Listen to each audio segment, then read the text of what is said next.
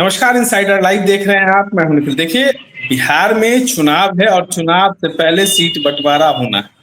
लेकिन इस बंटवारे में ही कहीं ना कहीं घमासान मचा हुआ है। एक तरफ मुकेश सहनी अब खुलकर बगावत करने लगे हैं, तो कहीं ना कहीं जिस तरीके से चर्चाएं हो रही हैं कि मुकेश सहनी कांग्रेस को लेकर कह रहे हैं कि कांग्रेस का कोई वजूद नहीं है। इन तमाम मुद्दों पर चर्चा करने के लिए हमारे साथ जदयू के नेता मनोज लाल दास मनु हैं। क्या मनु जी, मुकेश सहनी फिर से कोई बड़ा खेल करने वाले हैं? ये राजनीति है। और हम्म। राजनीति में जब होता है ना, तो कभी भी किसी के साथ खेल हो जाता है, किसी के पीठ में खंजर भोंका जाता है। लोग कैसे सत्ता में आए, उसके लिए कोई भी कुर्बानी देने के लिए तैयार हो जाते हैं, लोग कहते हैं। लेकिन मैं ये समझता हूँ कि सत्ता में आने के लिए लोग किसी के साथ भी समझौता करने से गुरेज नहीं करते हैं।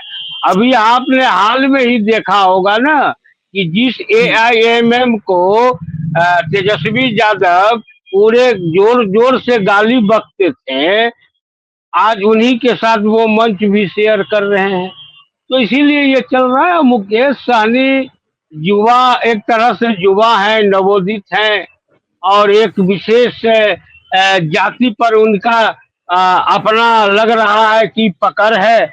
ऐसे वो चुनाव लड़े थे एनडीए के टिकट पर, लेकिन उस समय वो अपने क्षेत्र से हार भी गए थे। तो जहां पर ज्यादा घर में लोग रहेंगे ना, उस समय यही स्थिति होगा। तो वही हाल मुकेश सहनी कर रहे हैं। अगर मुकेश सहनी 60, 80, 85, 90 की बात नहीं करेंगे, तो राजद के जो टीम जो है वो उनको कहाँ 20, 25, 30 नहीं देगी। और खेल तो कोई कभी कर सकता है, इसकी गारंटी अगर कोई व्यक्ति देता है तो समझ लीजिए कि वो गलत है। इसीलिए, और आरजेडी का नाम ही खेल है, महागठबंधन का तो नाम ही खेल है। आपने देखा ना कि इंडिया गठबंधन बना था, ममता बनर्जी उधर नाचने लगी, अरविंद केजरीवाल चुनाव के बाद उधर नाचने लगे। इसीलिए ये तो नचनिया महागठबंधन, मतलब नचनिया गठबंधन।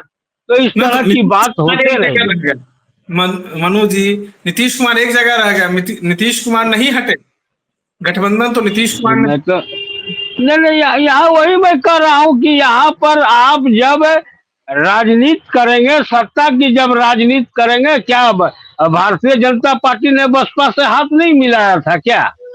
क्या भारतीय जनता पार्टी ने कश्मीर में पीडीएफ से हाथ नहीं मिलाया था क्या? तो मैं आपको कह रहा हूँ कि सत्ता की राजनीति और समाज की राजनीति दोनों में जमीन आसमान का अंतर होता है। आपने मुकेश सहनी जी की बात किया, तो मैंने एक स्वर में कहा कि राजनीति में कभी भी कोई घटना घट सकती है। पिछले बार विधानसभा जीतेगा।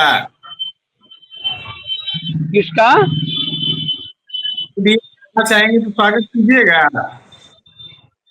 नहीं नहीं, देखिए भाई, राजनीति में अगर ऊपर के लेवल के जो हमारे एक ग्रेड टीम के जो नेता हैं एनडीए के, वो अगर मुकेश सहनी को अपने दल में, अपने गठबंधन में शामिल करते हैं, तो कौन आदमी इसका विरोध कर सकता है? कोई आदमी नहीं विरोध करेगा, कोई आदमी नहीं विरोध करेगा। जी, ये आ- बताइए, विधायक नीतीश कुमार के आप पुत्र तो जो हैं वो अगर जदयू की कमान नहीं सकते, तो जदयू में बिखराव पार्टियों की हैं, विधायक जाना तो। देखिए, नीतीश कुमार जी के पुत्र हैं, उनके डिमांड पार्टी के अंदर हर जगह से हो रहा है। अब फैसला उनको लेना है, फैसला निशांत जी को लेना है। वो अगर दल में शामिल होते हैं तो पढ़े लिखे लोग हैं, और किसी भी पार्टी में कोई पढ़ा लिखा व्यक्ति अगर ज्वाइन करता है तो उसका स्वागत ही किया जाएगा। अब उनकी क्षमता कितनी रहती है, कितने लोगों के साथ उनकी क्षमता क्या होती है, वह तो उनके यहाँ देखा होगा ऐसे वो जिस परिवार के जिनके पुत्र हैं वह भी लगातार 20 साल से बिहार के मुख्यमंत्री है, और जब वो मुख्यमंत्री है तो उनके पुत्र वहाँ की राजनीति को बहुत नजदीक से देखते होंगे। तो हमको तो लगता है कि निशांत जी अगर जदयू में आएंगे तो जदयू का वो कमान संभाल सकते हैं। अब क्या वो जदयू में आएंगे तो उनको राष्ट्रीय अध्यक्ष बनाया जाएगा, क्या बनाया जाएगा ये तो पार्टी फैसला करेगी ना, कि उनको प्रदेश के प्रभार दिया जाएगा, युवा को प्रभार दिया जाएगा। लेकिन उनको जो भी प्रभार मिलेगा पार्टी जदयू के अंदर उसको वो बखूबी पूर्वक निर्वाह करेंगे, क्योंकि वो बहुत नजदीक से बिहार की राजनीति को अपने किया। बात को सुन रहे थे हमारे साथ BJP के नेता मनोज दास मनु थे। देश के लिए बने रहे, धन्यवाद।